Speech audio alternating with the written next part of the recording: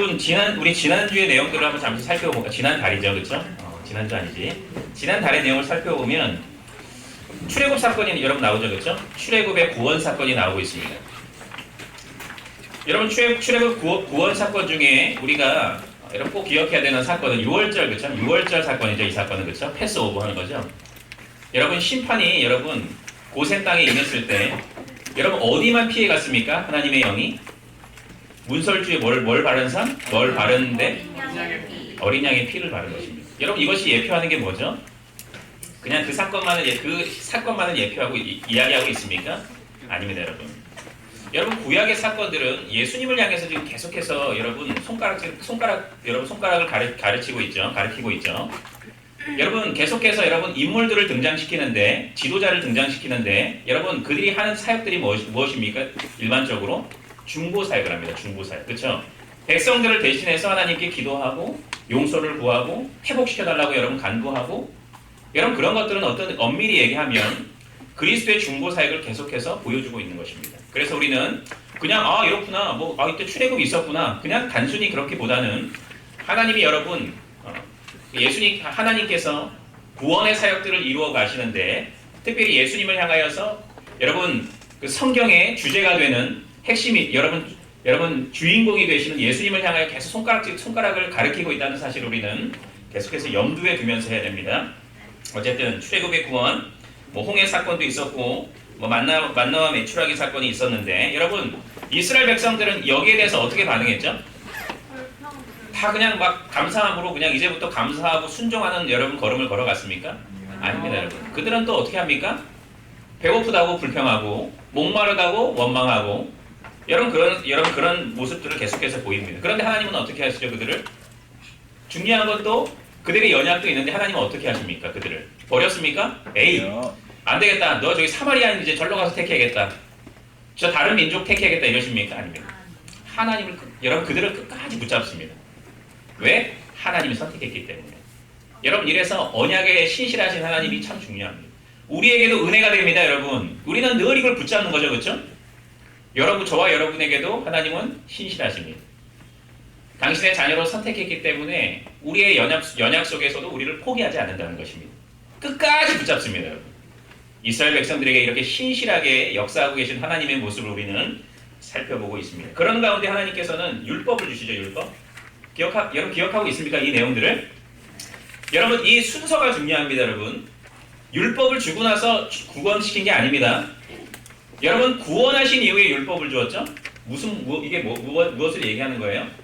여러분 구원한 백성들이 구원에 대한 감격과 여러분 내가 하나님의 백성이란 인식 속에서 기꺼이 감사함으로 율법에 순종하고 하나님께서 주신 사명을 감당하는 것입니다.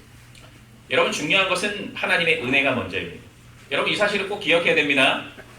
사명 감당도 여러분 은혜가 기반이 된 상황 안에서 사명 감당입니다. 여러분 이스라엘 백성들에게 지금 하나님의 백성으로 살아가게 하시는데 먼저 구원하시고 은혜를 베푸시고 그 다음에 살아가도록 하신다는 것입니다. 여러분 이 사실도 우리가 꼭 기억해야 될 것입니다. 오늘 여러분 살펴볼 내용은 여러분 성막에 대한 내용입니다. 성막을 이제 건축하라고 명령을 하십니다. 여러분 그리고 여러분 어떻게 제사장들을 어떻게 성별해야 되는지를 이런 구체적인 내용들을 우리 한번 살펴보도록 하겠습니다. 여러분 이제 성막을 짓게 되는데 백성들은 어떤 마음으로 바치냐면 기쁜 마음으로 바치게 됩니다. 여러분 지난주인가요? 제가 말씀도 전했지만 여러분 그들은 여러분 성막을 짓고 할 때 여러분 기쁨으로 드리는 거거든요.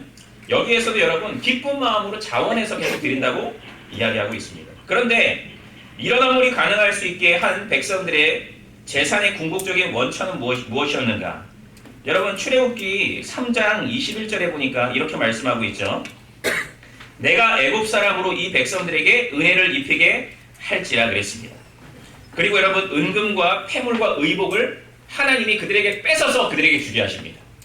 지금 여러분 그들은 하나님께서 주신 물질을 가지고 하나님께 다시 돌려드리고 있는 것입니다. 여러분 그런 의미에서 보자면 여러분 헌물이 가능할 수 있도록 한 원천은 무엇입니까? 하나님이 주셨기 때문입니다. 여러분들도 저와 여러분들의 여러분 헌신의 삶도 그렇습니다. 하나님께서 건강을 주셨기 때문에 우리가 하나님 앞에 헌신하는 것이고 하나님께서 우리에게 재물을 주시고 있기 때문에 우리가 그것을 가지고 하나님 앞에 헌신하고 있는 것입니다.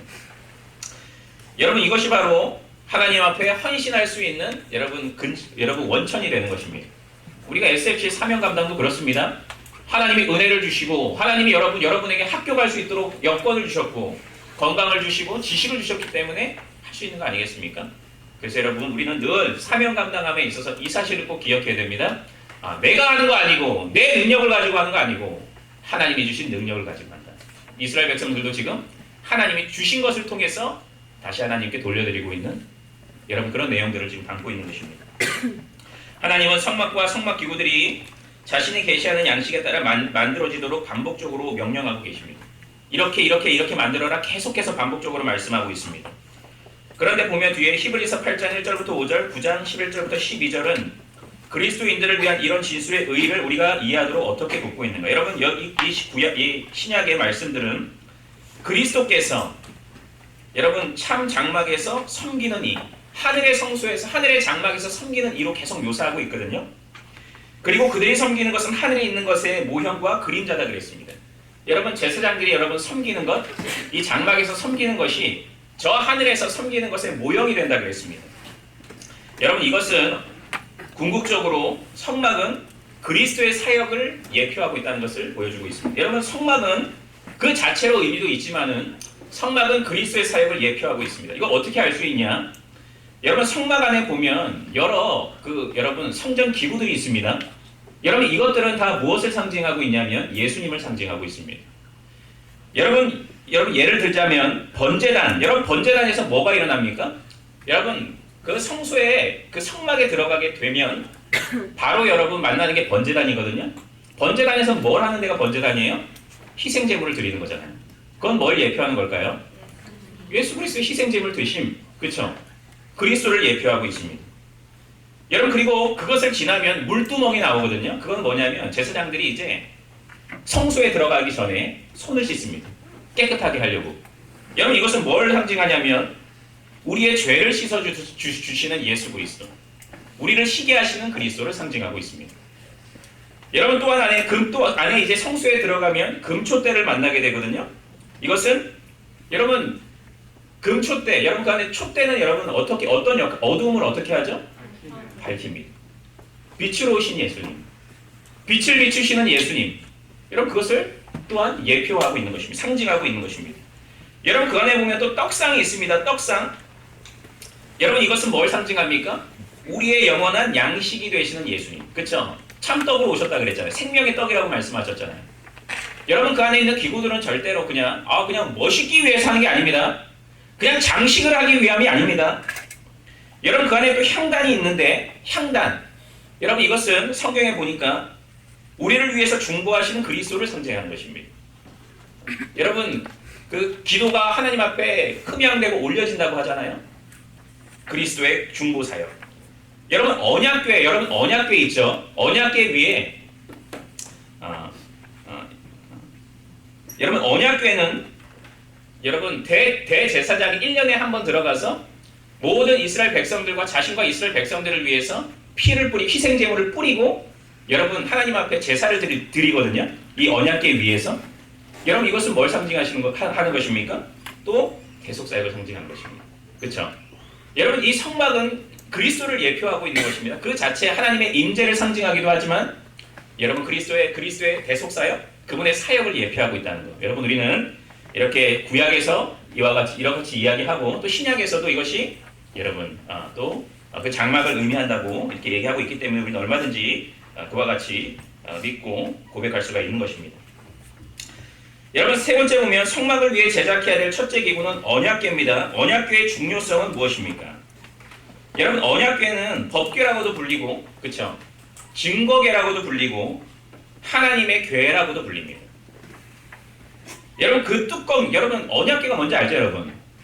여러분 뭡니까? 막대기가 아니고 봉이 있고 그 위에 이렇게 언약궤가 올려져 있고 그 위에는 두릅의 모양, 천사가 이렇게 둘이 이렇게 마주보고 있는 밑을 향하여 보이고 있는 그 언약궤가 있잖아요.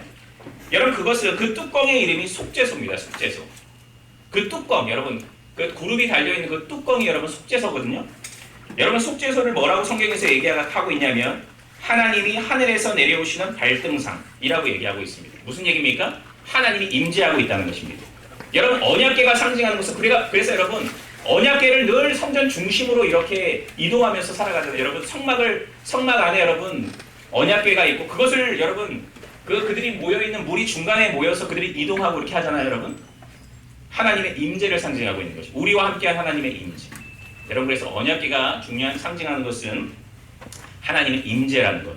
그곳에 하나님이 머물고 계신다. 그런 의미를 얘기하고 있는 여호와 임재죠. 그렇죠? 자, 그룹 두 개가 만들어져 언약궤 위에 있는 속죄소 위를 덮게 한다.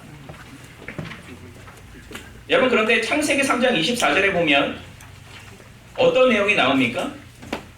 여러분 천사들이 이제 어떻게 합니까? 여러분 아담과 하와가 범죄했고 여러분 생명나무 밖에서 누가 지키고 있어요? 천사들이 지키는 장면이 등장합니다. 이제는 하나님의 임재가 여러분 임재를 누릴 수가 없게 된 것입니다. 그런데 여러분 이곳에 보니까 언약궤 위에 여러분 두릅이 있잖아요. 여러분 언약궤가 상징하는 게 뭐라고 그랬어요? 하나님의 임재. 여러분 이것이 의미하는 것이 무엇입니까? 하나님의 임재.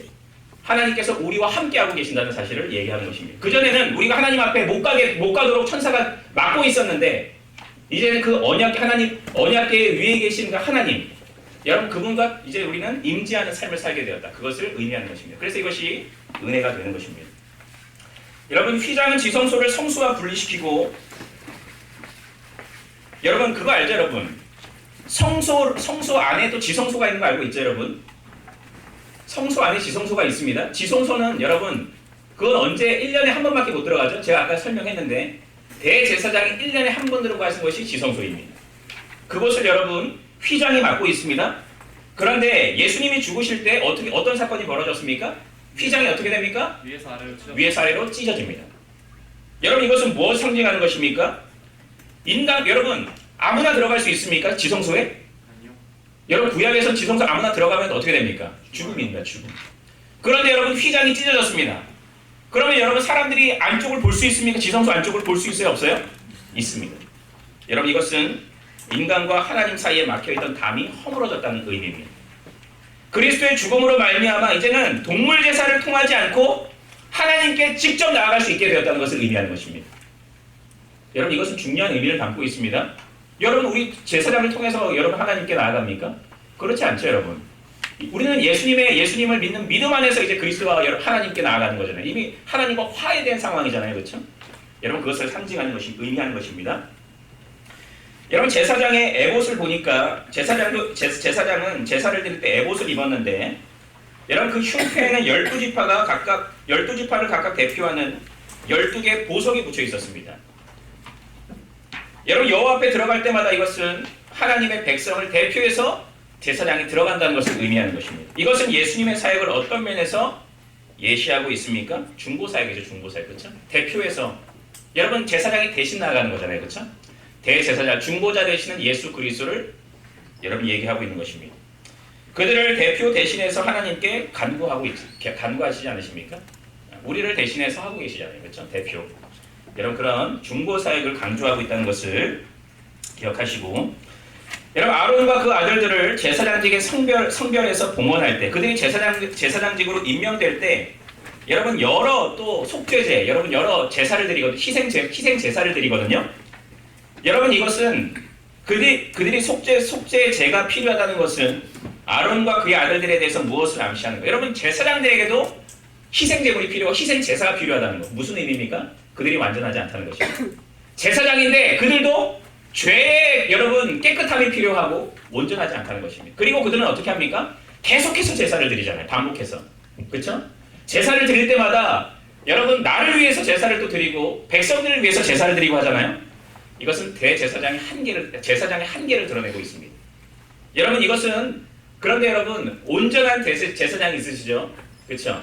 그분을 바라보게 하는 역할들도 하고 있는 것이죠.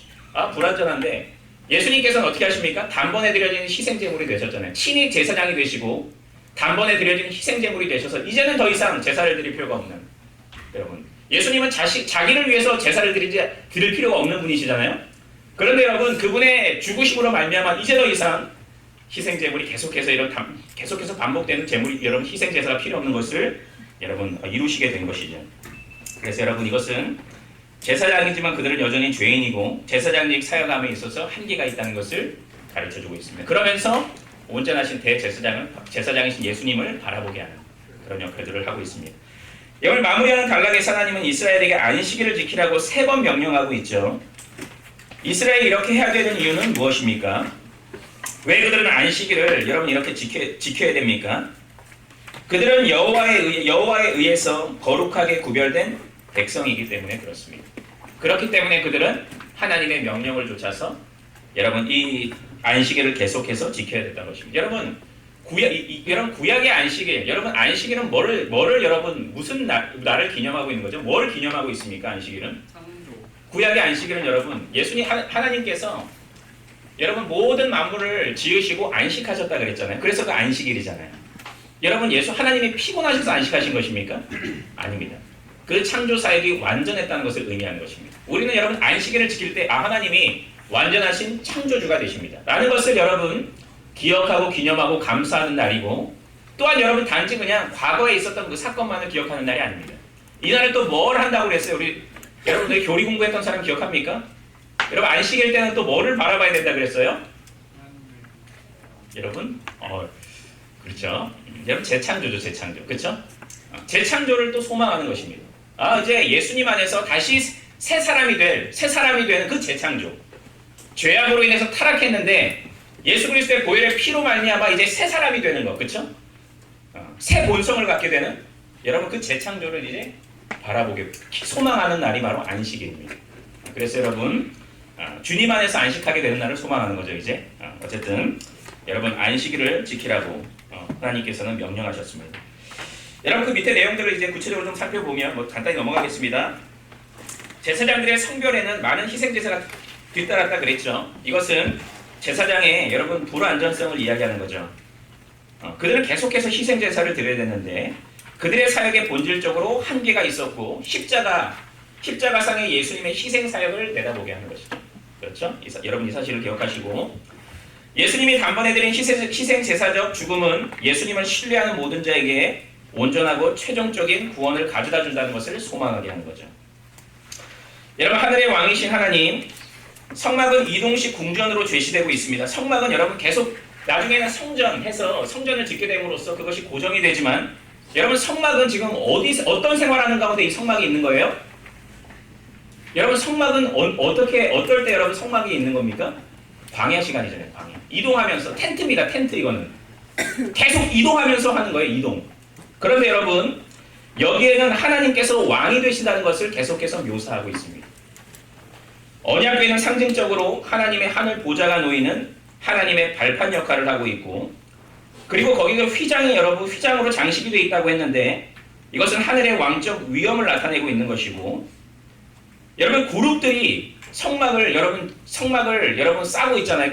그룹 장식이 있고 여러분 또한 언약궤 위에는 아까 그룹들이 있다 그랬죠. 천사들이 여러분 천사들이 있는 곳이 천사들이 하나님을 섬기는 곳 여러분 하나님 나라 여러분 그것을 지금 또 보여주고 있는 것입니다.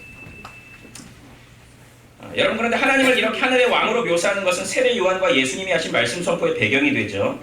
요한과 예수님은 뭐라고 얘기했습니까? 회개하라 천국이 가까웠다 그랬습니다. 그런데 또 내 나라는 이 세상에 속한 것이 아니니라 그랬습니다. 예수님은 자신의 백성을 구원해서 그들을 자신의 하늘나라로 인도하시기 위해서 오셨다는 것을 여러분이 언약궤를 통해서 이 성막을 통해서 저 하늘의 장막, 하늘의 성소를 여러분 소망하도록 하고 있는 것입니다.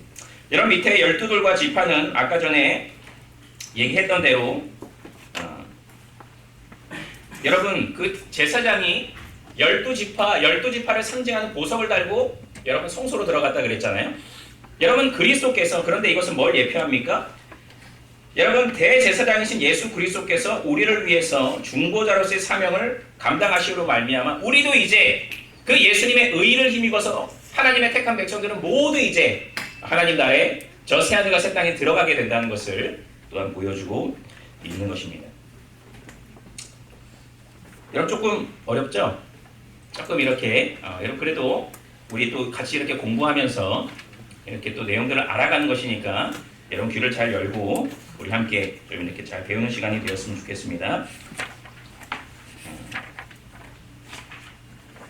여러분 새 에덴인데 여러분 성막은 새 에덴으로 제시되고 있습니다. 여러분 에덴 알죠? 에덴 동산. 여러분 여기에 공통점이 참 많이 있습니다. 성막과 에덴 사이에는 공통점이 많이 있습니다. 여러분 오른쪽의 내용들 보면 구체적으로는 내용을 알겠지만은 여러분 에덴의 출입구가 어디 있었냐면 동편에 있었습니다. 동편. 그런데 여러분 성소의 출입구도 동편에 있습니다. 동편. 그리고 여러분 에덴 동산 안에는 생명나무가 있잖아요. 그런데 성소 안에는 뭐가 있냐면 생명나무를 상징하는 촛대가 있습니다. 촛대. 그래서 여러분 또한 아담이 여러분 경작했다 그랬는데 이것은 제사장적 사명을 얘기하고 있습니다. 제사장이 하나님 앞에서 사명을 감당하는 것을 여러분 그 단어가 경작하다는 단어거든요. 그래서 여러분 그와 같은 공통점들도 있고 그 안에 보석이 있고 또 그룹이 입구를 지키고 있는 것, 이 모든 것들이 에덴 성소를 여러분 그와 같은 유사점이 있다는 것도 여러분 기억하시면 되겠습니다. 여러분 예배인데 여러분 이 장들의 모든 측면은 예배의 주제와 관련이 있죠. 여러분 성막은 뭐 하는 것입니까? 궁극적으로 하나님을 예배하는 것. 제사장들은 왜 있습니까? 제사를 왜 드립니까? 하나님께 예배하는 것. 여러분 안식일도 하나님 앞에 예배 드리는 거 아니겠습니까? 하나님은 자기 백성이 하나님 앞에 예배 드리기를 원하신다는 것을 또한 이 성막을 통해서 가르쳐주고 있는 것입니다. 구원받은 백성은 하나님 앞에 어떤 삶을 살아가야 되는지를 여러분 보여주고 있는 것입니다. 예, 그렇습니다. 속죄에 대한 것은 아까 전에 예수 그리스도를 상징한다는 것을 또 이야기하면 될 것 같습니다. 자, 우리 다음 장으로 넘어가도록 하겠습니다. 10과 우리 깍지를 끼고요. 한번 하겠습니다. 우리 깍지를 끼고 위로 한번 올리겠습니다. 자, 깍지를 끼고 위로. 안 하는 사람은 앞에 나와서 시켜주고 제가 시작합니다. 자, 앞에 나와서. 수현이 안 하는 것 같은데 앞에서 해봐야겠네. 자, 오른쪽으로 한번 하겠습니다. 오른쪽으로. 자, 왼쪽으로 하겠습니다. 왼쪽으로. 자, 뒤로 한번 넘어가겠습니다. 자, 앞으로 넘어가겠습니다. 앞으로. 자, 우리 목 좀 이렇게 어깨를 좀 돌리고 집중하고 좀 해보도록 하겠습니다. 이제 사실상 여러분 2가 남았습니다. 마지막은 요약하고 결론을 내는 내용이기 때문에 여러분들이 읽고 이렇게 진행을 해도 될 것 같아서 이제 2가가 남았으니까 한번 집중해서 하도록 하겠습니다. 여러분 하나님께서 이렇게 여러분 율법을 주셨고 성막을 어떻게 지켜야 되는지 가르쳐 주시고 있는 이 시간에 여러분 이스라엘 백성들은 이제 어떻게 합니까? 죄를 짓습니다. 어떤 죄를 짓죠? 어디에 여러분 절을 하고 있어요? 뭐를 만들고 있습니까? 금송아지를 만들고 있습니다. 여러분 그런데 하나님께서는 여러분 그래서 모세가 어떻게 합니까? 율법 여러분 그 10계명을 던지잖아요. 깨트리잖아요. 그렇죠? 그런데 어떤 일이 벌어져요? 하나님께서 언약을 다시 갱신시키십니다. 여러분 이 장면을 이 내용들을 한번 살펴보도록 하겠습니다. 언약 위반, 백성의 언약 위반은 그들이 하나님과 했던 언약식을 왜곡된 형태로 만들어버린 것으로 제시되고 있습니다. 그들이 깨트린 것은 하나님의 명령 중에 어떤 것입니까? 처음 언약식에서 있었던 다른 어떤 면이 여기에 암시되어 있는가? 여러분, 그들은 금고리를 다 거두어들여서 송아지 형상을 만들었고 그 다음에 그들은 이렇게 이야기합니다. 이는 하나님께서는 그들에게 이렇게 얘기하고 있습니다. 이는 너희를 애굽 땅에서 인도하여 낸 너희의 신이로다. 그 앞에 그리고 번제와 화목제를 드리는데 그것을 금송아지 앞에 다시 반복하고 있습니다. 여러분 이것은 어떤 여러분 계명을 어기는 거죠? 여러분 우상 숭배에 관련된 내용이잖아요. 금송아지 1계명을 어기는 거죠. 그렇죠? 다른 신을 섬기고 있는 거. 또 무엇입니까? 2계명. 여러분 우상을 새기지 말라고 그러는 2계명 있잖아요. 그런데 금송아지를 지금 섬기고 있습니다. 여러분 이것이 우리에게 암시하는 것이 무엇입니까? 하나님의 백성들이 된 것만 중요한 게 아니고 단지 그냥 한번 이렇게 하나님을 섬겼다는 것 자체가 중요한 게 아니고 하나님 앞에 신실한 자가 되어야 된다는 것을 가르쳐주고 있습니다. 이런 사람 많죠? 은혜 받을 때는 처음 내가 예수 믿을 때는 어떻게 합니까? 막 뜨겁습니다. 중요한 건 뭐예요? 뭐 환란이 찾아옵니다. 어떤 사람이 나를 관계가 틀어집니다. 어떤 사람과의 관계가 그럴 때 어떻게 합니까?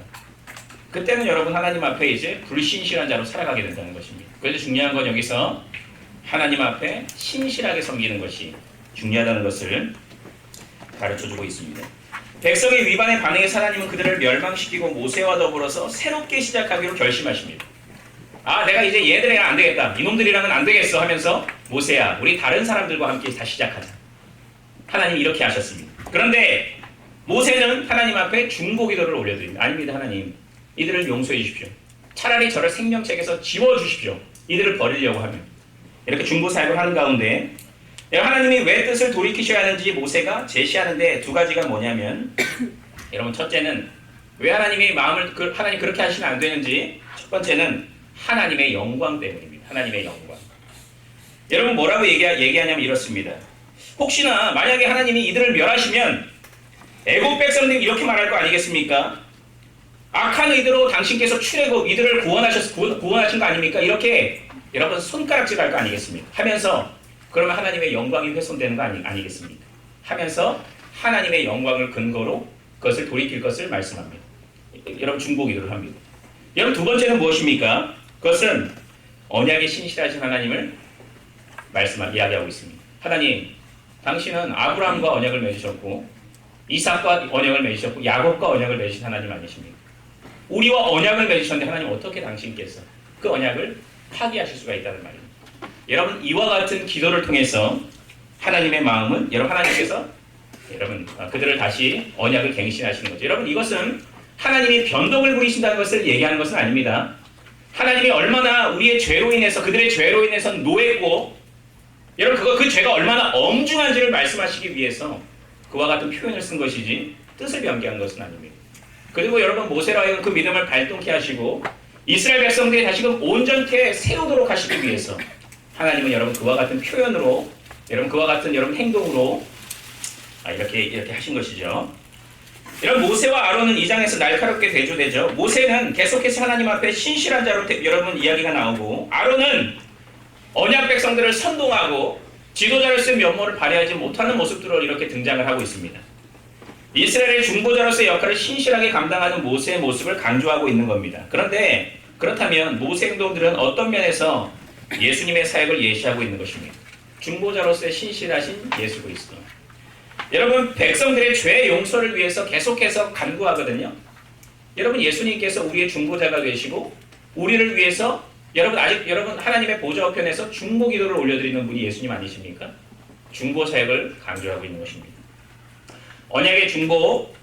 여러분 출애굽기 여기 33장 내용을 보면 어떤 내용들이 계속 반복하고 있냐면 목이 고든 백성이라고 하고 있습니다.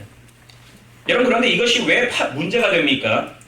여러분 목이 고든 백성이라고 하면서 하나님께서 뭐라고 말씀하시냐면 내가 그들과 함께하지 않겠다 그랬습니다. 그런데 그 전에 보면 하나님께서 내가 너와 함께한다 그랬습니다. 그래서 너가 가나안 땅에 들어갈 수 있게 될 것이고 너가 그 언약을 내가 너를 통해서 언약이 성취될 것을 내가 보게 될 것이다. 이렇게 말씀하시는데 하나님이 함께하지 않으면 어떻게 됩니까? 그들은. 그럴 때 비로소 그들은 가나안 땅에 들어갈 수 있는 것이고 그럴 때 비로소 여러분 그들은 제사장 나라로서의 삶을 살아갈 수 있는 것인데 하나님이 함께하지 않는다는 것은 무슨 의미입니까? 가나안 땅에 못 들어간다는 거죠. 그들은 여러분 이제 멸망할 존재가 될 수밖에 없다는 것을 가르쳐주는 것입니다. 그래서 이것이 큰 문제가 되는 것입니다. 그렇기 때문에 여러분 하나님께서는 은혜를 계속 베풀어 주십니다. 그들에게. 그들이 여러분 새로운 존재가 여러분 되는 것이 아니고 하나님은 그럼에도 불구하고 그들을 붙잡으셔서 여러분 다시금 여러분 돌이킬 수 있도록 하시고 일방적인 은혜를 베풀어 주고 계십니다.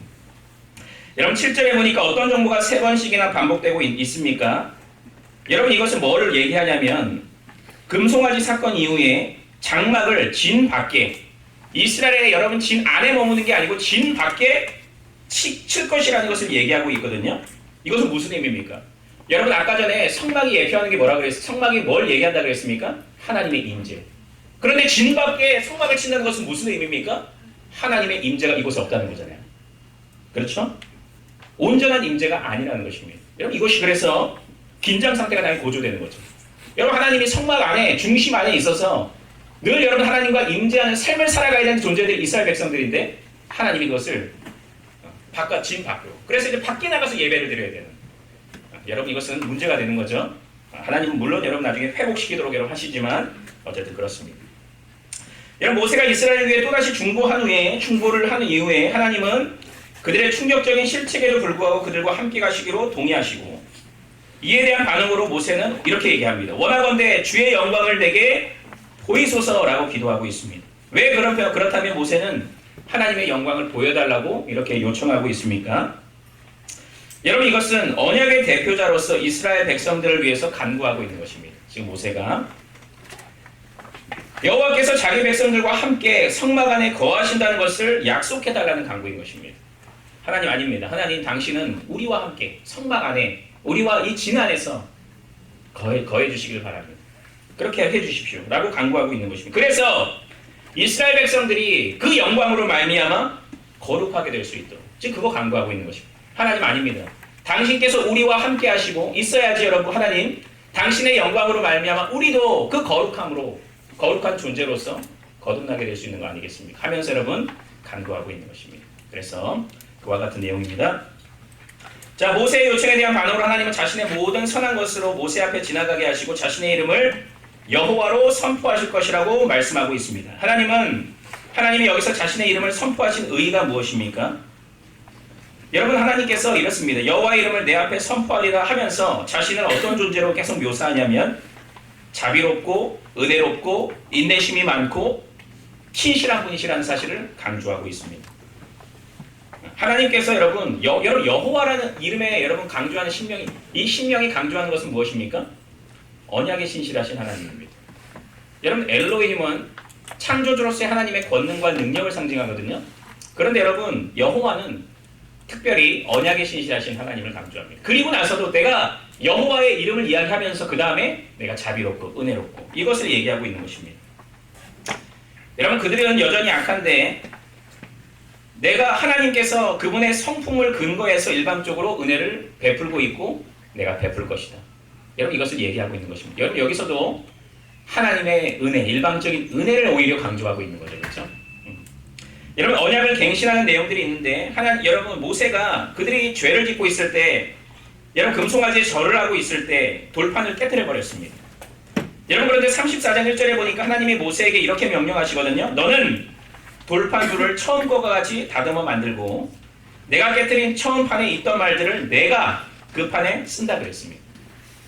여러분 새로운 언약을 준 게 아닙니다. 언약을 갱신하고 있는 것입니다. 그것을 이야기하고 있습니다. 여러분 그들이 잘못했다고 해서 새로운 내용의 언약을 주고 있는 것이 아니고 그 전에 여러분 동일하게 주었던 그 언약을 여러분 재확인하면서 갱신하고 있는 것입니다. 여러분 그런 내용들이 담겨져 있습니다. 여러분 하나님은 이스라엘을 용서하신 것과 그들과 계속 함께 하실 것이라는 의도를 확증하기 위해서 모세 옆을 지나가면서 자신의 이름을 선포하신다. 아까 얘기했듯이 이 이름 선포가 초점을 맞추는 것은 하나님의 성품 중 어떤 것인가? 아까 얘기했던 내용들이지만 하나님의 신실하심, 자비하심, 은혜로우심 그것을 보여주고 있는 것입니다. 너희들은 악한데 내가 너 옆을 지나갈게. 나는 근데 어떤 하나님이냐면 자비로운 하나님, 은혜로운 하나님, 너 포기하지 않아. 그것을 이야기하고 있습니다.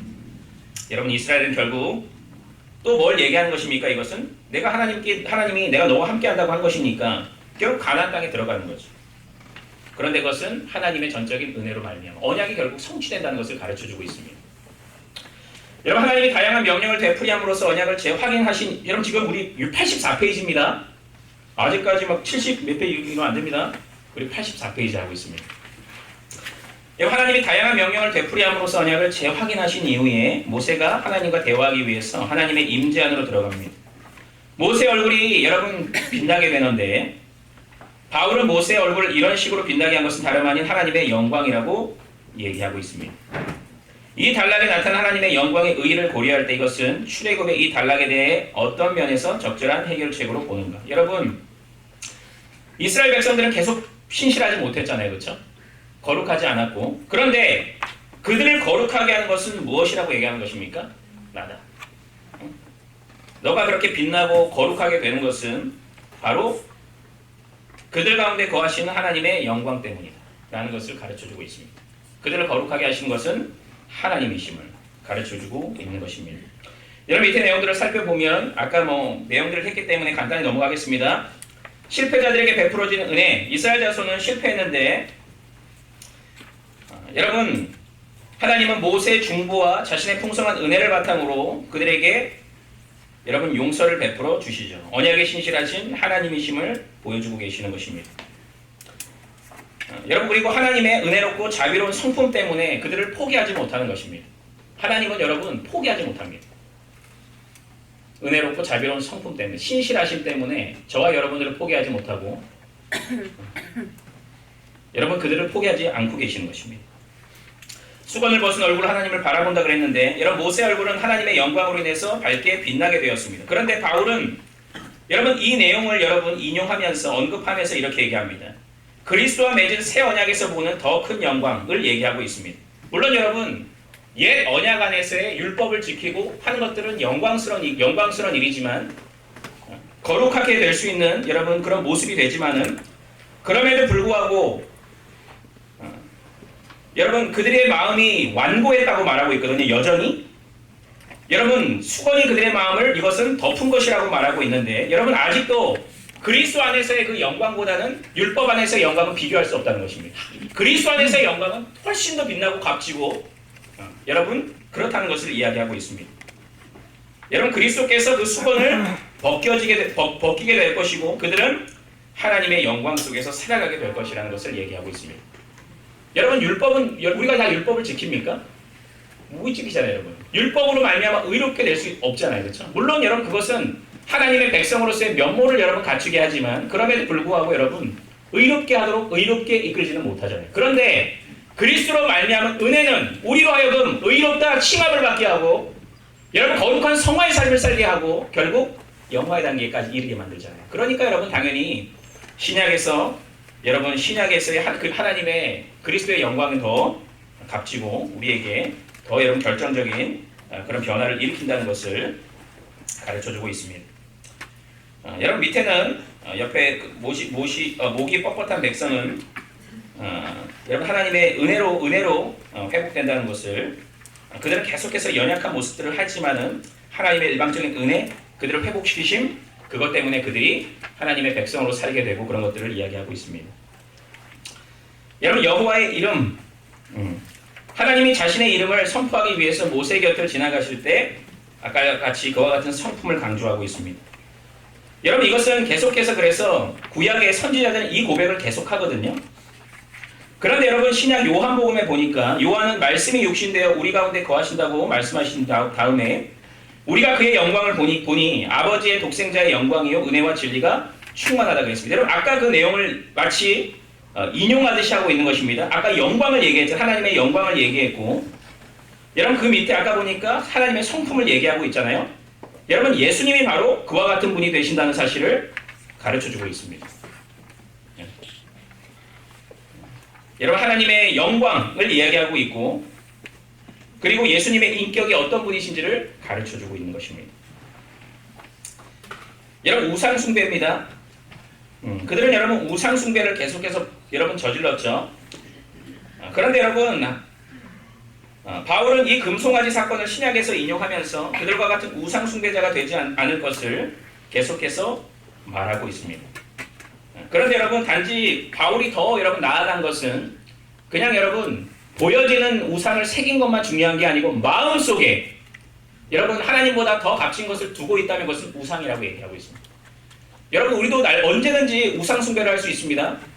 여러분 제가 이거는 여러분 할로윈 합니까 우리? 어떻게 생각합니까? 우리 할로윈 축제 나가야 됩니까? 안 나가야 됩니까? 나가는 사람이 있을 수도 있습니다. 나가는 거 아닙니다, 여러분. 그게 여러분 우상숭배입니다. 우상숭배. 여러분 할로윈은 영적인 것입니다. 영적인 것. 여러분 근데 지금 사탄은 가장에서 우리에게 찾아오죠, 그렇죠? 마치 이거 되는 것처럼 가장하고는 찾아옵니다. 괜찮아, 이 정도는 무난데 뭐. 아니 뭐 언제든지 그럴 수 있지 뭐. 그렇지 않다는 것입니다. 여러분 당시 여러분 뭐 이게 좀 얘기가 좀 넘어갔지만. 여러분 11월 1일 10월 31일이 종교개혁의 날인데 그 다음날 11월 1일은 초자연계와 자연계의 경계선이 조금 허물어지는 그런 시간으로 봤습니다. 여러분 그런 어떤 당시 여러분 그런 어떤 그 관점으로 생각하면 그래서 여러분 가족이나 친척 죽었던 사람이 집으로 찾아온다 생각했습니다. 그런데 여러분 그들을 만약에 홀대하고 여러분 그러면 어떤 일이 벌어지겠습니까? 해코지하고 우리에게 안 좋은 일이 벌어진다는 것입니다. 여러분 이런 어떤 배경 속에서 여러분 또한 그들이 찾아올 때 여러분 그거 압니까? treat and trick 그러잖아요, 그렇죠? 그럼 뭐 줍니까? 사탕 주고, 그렇죠? 여러분 그게 뭐냐면 여러분 그들이 영혼이 옵니다. 영혼이 죽었던 영혼이 옵니다. 여러분 그럴 때 그들에게 여러분 그들이 떠돌아다닐 수 있는 뭐 말하자면 황천길 저승길로 갈 수 있는 음식을 제공하는 것입니다. 갈 수 있도록 그 가운데 준비하는 것입니다. 먹을 음식을 주는 것입니다. 여러분 이것이 어떻게 문화입니까? 여러분 그리고 여러분 할로윈 할 때 호박 여러분 만드는 거 압니까? 네. 호박 파고 그렇죠? 여러분 그거는 뭐냐면 아일랜드 켈틱 그 여러분 그런 여러분 족속들이 부족이 여러분 그들이 어떻게 문화를 했냐면 여러분 원한을 갖고 있는 영혼이 들어올 때 그들을 물리치기 위해서 다른 것으로 가장시키기 위해서 순무 물을 가지고 그때는 여러분 미국에 왔으니까 이제 호박으로 넘어갔지만 순무 거기에다가 촛불을 켜고 여러분 오는 영혼을 쫓기 위해서 했던 것이 바로 호박 여러분 그겁니다. 순무로 한 것입니다. 그런데 미국에 오니까 순무가 많이 없는 겁니다. 호박은 많아. 호박을 파고 여러분 이게 영적인 거 정말 아닙니까? 이거 정말 우상숭배 아닙니까? 그런데 아무 생각이 없다는 거죠. 그럼 안 된다는 것입니다. 제가 우상숭배 그 얘기하려고 지금 이거 넘어가려는 건 아니지만 너무 여러분 분별력이 없습니다. 요즘. 너무 하고 싶은 대로 합니다. 그냥 하면 됩니다. 그냥 다른 사람이 하면 다 따라갑니다. 그냥 학교 친구가 가자면 분별력이 없습니다. 그냥 갑니다. 아닙니다, 여러분. 이날은 여러분 10월 31일은 아까 했지만 종교개혁의 날입니다. 우리는 뭘 해야 되는 날입니까? 종교개혁의 정신을 되새기는 날입니다. 여러분 나중에 여러분들이 어른이 되면 지금 여러분 어린이집 제가 주한이를 어린이집 보냈는데 거기 다 합니다, 여러분. 제가 어저께 이틀 전인가요? 세수식반에 기도하러 갔는데 아이들이 해리포터 옷을 입고 막 분장을 하고 왔습니다. 세수식반에. 물론 여러분 분별력이 부모도 그렇고 그냥 세수식반에 참석한 사람들이지만 여러분 이제는 이 문화가 점점 스며들게 될 것입니다. 여러분들도 지금 대학 문화가 그렇죠. 나중에 여러분 한번 여러분이 아이를 낳게 해보십시오. 그땐 여러분 뭐 해야 됩니까? 여러분 종교개혁 테이프를 보여주십시오. 여러분 종교개혁의 정신을 담고 있는 여러분 교리를 가르쳐 주십시오. 그게 우리는 10월 31일을 잘 보내는 날입니다. 어쨌든 우상숭배를 얘기했는데 단순히 그냥 여러분 우상을 만들어 놓고 그게 우상숭배가 아니고 우리의 마음이 여러분 빼앗겨 있다면 하나님보다 다른 것에 빼앗겨 있다면 하나님의 말씀보다 내 생각이 더 높여 있다면 세상의 지식이 더 높여져 있다면 우상숭배라고 신약에 넘어가서 바울은 그렇게 이야기하고 있는 것입니다. 우리는 늘 되돌아봐야 됩니다. 이번 학기를 살아갈 때 과연 나의 우상은 무엇인가? 하나님보다 난 시간을 더 중요하게 여기고 있는가? 과연 더 재물을 더 중요하게 여기고 있지는 않은가? 가족을 더 중요하게 여기고 있지는 않은가? 우리 한번 되돌아봐야 됩니다. 어쨌든 여러분 우상숭배에 대해서 하나님은 기뻐하지 않으시고 여러분 그것을 여러분 진노하신다는 사실을 우리는 꼭 기억해야 되고 여러분 중보기도 모세 중보기도 있는데 이것은 예수님의 중보기도를 우리는 여러분이 예표하고 보여주도록 만들죠. 그렇죠? 계속해서 간구하잖아요. 자신을 희생하면서까지 나를 차라리 죽이십시오. 그러려면 내가 죽으면서까지 나는 이들을 살려내겠습니다. 누가 떠오릅니까? 그리스도. 그렇죠? 그분은 자신의 생명을 친히 모세가 자신 친히 안 냈지만 하나님 예수님은 친히 내어주셔서 우리를 계속해 주시잖아요. 그렇죠? 그리고 중보기도를 올려드리고 계시는 예수님을 말하고 있습니다. 자, 우리 마지막 우리 성막 건축을 보고 말씀을 하겠습니다. 하나님의 여러분 여기에서는 성막을 건축하는 내용이 나옵니다. 그리고 결국 여러분 하나님께서 그들과 함께 거하시는 해피엔딩으로 내용이 마무리됩니다. 중간에 갈등도 있었죠, 그렇죠? 긴장감이 흘렀었죠. 이스라엘 백성들이 여러분 금송아지를 만들고 함으로써 그 언약이 마치 하나님의 언약이 깨어질 것처럼 보이는 그와 같은 살얼음판 같은 긴장감이 있었지만 하나님의 신실하심은 그들의 죄악도 훨씬 뛰어넘었다는 것입니다. 결국 여러분 언약을 갱신하고 여러분 그들은 성막을 건축함을 통해서 그 안에서 하나님의 말씀을 순종하는 것을 통해서 여러분 그들을 회복시키고 또한 하나님이 그들과 함께 거하시는 그런 장면으로 여러분 마무리되는데 한번 내용을 살펴보겠습니다. 여러분 성막 준비인데 안식일을 여러분 성막 건축에 필요한 지시사항은 안식일에 일하지 말고 쉬라는 명령입니다. 계속해서 여러분 안식일에 대해서 얘기하고 있거든요. 이스라엘이 성막 건축의 일을 떠맡을 때 그들이 가져야 할 책임에 대해서 이 안식일 명령이 우리에게 가르쳐주는 것은 무엇입니까? 안식일에 대한 두 명령의 사이에 있는 기사는 이것을 어떻게 강화시키고 있습니까? 여러분 안식일을 지키라고 얘기하고 있는데 이것은 하나님께 대한 신실함을 계속해서 지켜야 된다는 것을 의미하고 있습니다. 6일 동안은 열심히 일하고 그런데 안식일, 거룩한 날은 나를 위해서 하나님의 영광을 위해서 써야 된다라는 것을 여러분 이들은 근데 과거 전과가 있는 사람들이잖아요 지금. 그렇죠? 금송아지를 만들었던 사람들이잖아요. 그러니까 하나님이 보고자 하는 건 뭐예요? 신실한가 정말 너희들은 이제 마음이 회복되었는가 그거 보는 거잖아요. 안식일을 통해서 그 지키는 것을 보는 것을 통해서 그들이 신실한 백성들인가를 하나님은 확인하는 것입니다. 그리고 여러분 언약이 갱신된 상황이잖아요. 그렇다면 그들은 당연히 언약 앞에 신실하고 하나님의 명령 앞에 순종하는 그것을 확인하기 위해서 하나님은 그와 같이 언약을 안식일 물론 여러분 이것을 통해서 우리에게 삶의 패턴을 또 여러분 가르쳐 주신 거죠. 6일 동안은 여러분 일하고 7일은 쉬는 거. 그렇지 않다면 여러분 이 시대가 만약에 그렇지 않다면 어떻게 될까요? 7일간 일한 사람이 있습니다. 어떤 사람들 그렇죠? 뭐 그 일 중독자들은 절대 옳지 않습니다. 하나님의 창조 법칙은 우리에게 말씀하신 것은 열세 동안 그런데 요즘은 또 반대로 가죠. 그렇죠? 이제는 4일만 일하려고 그러고 3일만 일하려고 그러고 이틀만 일하면 제일 좋습니다. 여러분 창조일세 어긋나는 것입니다. 우리 그러잖아요. 여러분 힘든 데 가면 좀 쉬운 데 가려고 그러거든요. 노동에 대해서 그런 생각을 갖잖아요. 5일, 주 5일도 너무 많아 보이죠. 아닙니다 여러분. 6일 동안 일하는 게 성경적입니다. 실상. 어쨌든 우리에게 그런 패턴을 가르쳐주고 계시는데 여기서 중요한 것은 언약의 신실한가. 여러분 그렇습니다.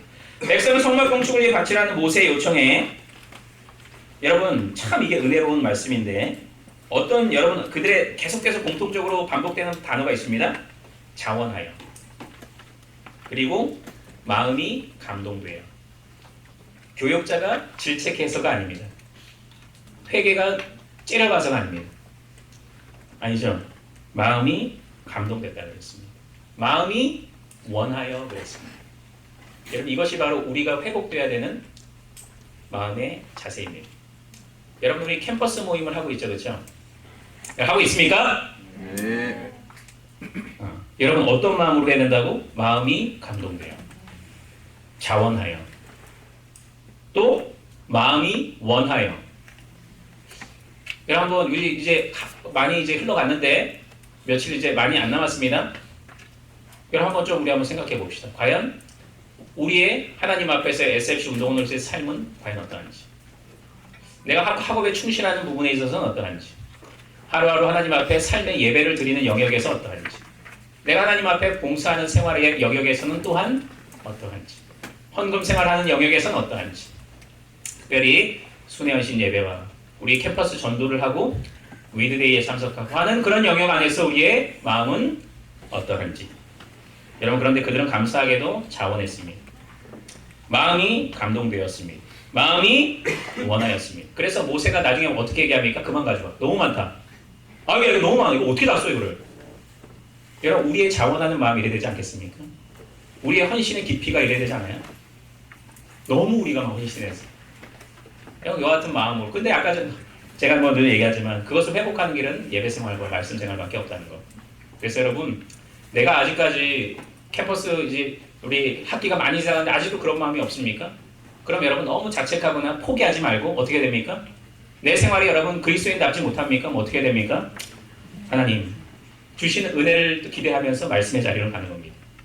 회개의 자리로 가는 겁니다. 하나님은 언약의 신실하신 하나님은 또 은혜를 베풀어 주시는 것입니다. 어쨌든 그들은 그랬고 여러분 보면 성막을 건축할 때 부사렐과 오홀리압은 그들의 기술과 지식을 어떻게 획득하게 되는가? 이것은 우리의 개인적 능력과 관련해서 우리에게 어떤 태도를 불어넣는가? 성경 보면 이렇게 얘기합니다. 하나님의 영을 그에게 충만하게 하여 지혜와 총명과 지식으로 여러 가지 일을 하게 하셨다 그랬습니다. 여러분 누가 하도록 하신 것입니까? 하나님이 있다는 것입니다. 지혜 주신 분도 하나님. 여러분 총명을 주신 분도 하나님. 지식 주신 분도 하나님. 아까도 얘기했듯이 여러분 그것을 할 수 있도록 물질 주신 분도 하나님이셨잖아요. 그렇죠? 애굽에 나올 때 그들이 그냥 빼앗아 하나님 주신 것입니다. 하나님께서. 여러분 하나님께서 우리 여러분 캠퍼스 장로로서 사역을 감당하고 있는 사명을 감당하고 있는데 하나님의 능력으로 감당하시길 바랍니다. 아멘. 우리의 힘으로 못합니다. 하나님의 능력으로 감당하는 것입니다. 성막 건축 이 장들은 25장 30장에서 주어지고 있는 성막 관련 지시사항을 이행했다는 사실을 상세히 묘사하고 있습니다. 여러분 지시하면 다 이행이 됩니다. 하나님이 말씀하면 이행이 됩니다. 이게 여러분 진짜 법칙이죠. 그렇죠? 하나님이 가라사대 하니까 생기잖아요. 그렇죠? 그것처럼 우리의 삶도 그렇습니다. 그래야 됩니다. 하나님이 말씀하면 그대로 순종합니다. 밑에 보면 여러분 이것은 온전한 말씀 순종의 삶을 살게 되었다. 그들은 비록 하나님의 언약을 파기하려고 파기했던 사람들이지만 그런 전과가 있는 사람들이지만 여러분 회복된 모습을 통해서 지금 하나님을 섬기고 있습니다. 저와 여러분들도 여러분 오늘 비록 내가 좀 깨어졌습니까 여러분? 내가 좀 부끄러운 삶을 살아가고 있습니까? 괜찮습니다. 나 이제 못 가겠습니다. 저 이제 여기 안 되겠습니다. 그게 아니라는 것입니다. 하나님의 회복하게 하실 은혜를 기대하면서 또 나가는 겁니다. 또 나가는 겁니다. 그런데 이들의 지금 모습이 어떻습니까? 자원하여 마음이 감동돼요. 주신 명령하실 때 다 지키는 것입니다. 여러분 하나님의 능력이 이렇고 은혜가 그렇습니다. 우리는 그 은혜 붙잡고 살아가는 거 아니겠습니까? 출애굽기 39장 32절 43절을 위에 관찰을 어떻게 지지하는가? 이것은 오늘날 우리를 어떻게 격려하고 도전하는가? 성막이 완공되고 여러분 이렇게 얘기하죠. 여호와께서 모세에게 명령하신 대로 다 행했다 그랬습니다. 그리고 이렇게도 얘기하고 있습니다. 여호와께서 모세에게 명령하신 대로 이스라엘 자손이 모든 역사를 마쳤다 그랬습니다. 모세뿐만 아니고 여러분 온 공동체가 지금 말씀에 순종하고 있는 그런 모습들이 나타나고 있습니다. 여러분 이것이 바로 하나님께서 기뻐하시는 공동체. 여러분들의 각 학원 지구가 회복돼야 될 모습. 여러분 우리 각자 회복돼야 될 모습이라는 것을 가르쳐주고 있습니다. 성막이 건축된 후에 하나님은 모세에게 성막을 거룩하게 하도록 거기에 기름을 부으라고 명령하셨습니다. 여러분 그런데 시내 산에 내려오신 하나님의 임재를 묘사하는 이 구절에서도 여기서는 하나님과 하나님의 백성 사이에 요구되는 거리를 강조하고 있습니다. 가까이 가면 안 됩니다. 그런데 하나님은 아예 이제 성막을 통해서 자신의 거룩한 임재를 하나님의 백성의 한복판으로 가져오셨습니다. 여러분 이것은 어떤 면에서 복음을 예시하고 있습니까? 여러분 이것은 구원을 얘기하는 거죠. 이스라엘 백성들을 구원했다는 사건을 구원한 백성들을 지금 하나님이 거하고 계시는 거잖아요. 그렇죠? 여러분 이것은 여러분 예수님의 사역 아닙니까? 여러분 예수님은 그 이름의 뜻이 무엇입니까? 자기 백성을 그들의 죄에서 구원할 자잖아요. 그리고 그 밑에 보면 또 뭐라고 얘기하냐면 그의 이름을 임마누엘이라 하라 그랬습니다. 하나님이 우리와 함께 계시다 그랬습니다. 그런 의미에서 여러분 성막은 또한 예수님을 예표하고 있습니다. 성막 안에 여러분 하나님께서 여러분 그들을 구원하셨고 또 성막 안에 임재하고 계시잖아요. 그렇죠? 임재. 예수님께서 우리와 지금 연합하고 우리 안에 살아 계시잖아요. 아예 그냥 우리의 심령 속에 들어오셨잖아요. 우리와 영원히 동행하고 계시잖아요. 그렇죠? 그런 내용들을 얘기하고 있고 하나님의 영광의 구름이 성막을 가득 채운 후에 출애굽기의 마지막 세 구절은 하나님이 이스라엘 광야 여행 내내 그들을 어떻게 인도하시는지를 묘사하고 있습니다. 하나님이 자신의 백성과 동행하신다는 이 개념에 상응하는 신약의 개념에는 어떤 것이 있겠습니까? 하나님의 백성이 하나님께서 그들과 함께하는 것. 신약에서는 어떻게 나타나고 있습니까? 보혜사 성령, 그렇죠? 성령께서 여러분 뭐라고 말씀하십니까? 여러분 예수님께서 이렇게 말씀하십니다. 영원토록 너희와 함께 있게 하리니. 그러니까 성령을 우리와 영원토록 있게 한다 그랬습니다. 또한 그는 너희와 함께 거하시며 또 너희 속에 계심이다 그랬습니다. 성령이 우리와 계속해서 함께하고 계시는 것입니다. 여러분 우리는 지금 성령께서 우리 안에 여러분 내주하셔서 우리로 하여금 여러분 우리의 구원을 기억하게 만들고 진리를 깨닫도록 하시고 성화의 삶을 힘있게 걸어가도록 하시고 여러분 그리스도와 더 연합하도록 만드시고 여러분 영화의 단계에 이르도록 성령께서 우리와 동행하고 계시잖아요. 그렇죠? 그 개념을 또한 얘기하고 있는 것입니다. 여러분 속죄소 이것은 아까 전에 여러분 속죄소는 뭐라 그랬냐면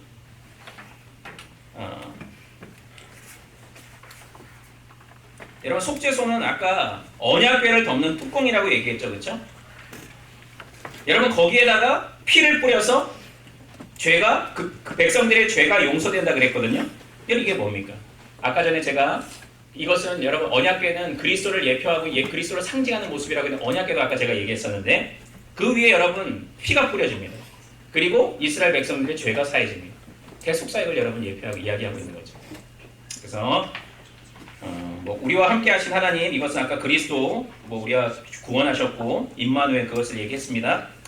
여러분 이스라엘 자손들은 관대한 마음으로 마음의 원함으로써 성막을 위한 제물을 드리게 되었습니다. 여러분 신약에서도 바울이 이렇게 얘기하죠. 고린도교회 신자들에게 예루살렘 교회를 위한 구제헌금을 자원하는 마음으로 권면하면서 이렇게 얘기하죠. 각각 그 마음에 정한 대로 할 것이요 인색함으로나 억지로 하지 말지니 하나님은 즐겨내는 자를 사랑한다. 여러분 그렇게 자원하는 마음에 대해서 강조했었고 그렇습니다. 여러분 하나님은 자기 백성이 하나님과 다른 사람을 섬길 수 있도록 다양한 기술과 능력을 공급해 주시죠. 여러분 우리는 다 하나님께서 주시는 은사들을 다 가지고 있습니다. 여러분 여기서 은사 안 가진 사람 없습니다. 여러분 나는 은사 안 가졌다 손 들어보세요. 없습니다. 여러분. 다 각양각색의 은사를 다 주신 것입니다. 어떤 사람에게는 섬기는 은사를 주시고 어떤 사람에게는 여러분 베푸는 은사, 여러분 잘 가르치는 은사 다 주시는 것입니다. 그런데 하나님은 그것을 통해서 당신이 주신 은사를 통해서 하나님의 일들을 감당케 하시는 거죠. 여러분 순종은 우리가 구원받다는 것을 입증하는 증거이고 백성은 하나님의 말씀에 순종함으로 반응하게 되었습니다. 여러분 백성이 이것은 하나님을 믿었다는 것을 증거하는 것이고 출애굽을 통해 은혜로 구원받았기 때문에 그들의 믿음은 그들의 행위로 드러나게 되는 것입니다. 여러분 믿는 것은 여러분 행동으로 드러난다고 담임 목사님도 야고보서 설교에서 얘기했죠, 그렇죠? 신행 일체삼이 나타날 수밖에 없다 그랬습니다, 그렇죠? 지금 나타나고 있는 것입니다. 출애굽 이스라엘 백성들도 이제 하나님을 믿는 믿음 안에서 여러분 그들의 믿음의 행위, 기꺼이 드리는 즐거이 드리는 행위가 나타나고 있는 것입니다. 그렇고 우리 12관은 여러분들이 이거는 결론의 내용들을 한번 우리 지금까지 배웠던 내용들을 간단히 요약하는 내용인데 여러분 이거 한번 살펴보고 또 이렇게 우리 운동원들과 함께 좀 나누는 내용들이 많아서 운동원들과 함께 좀 나누면 좋을 것 같습니다.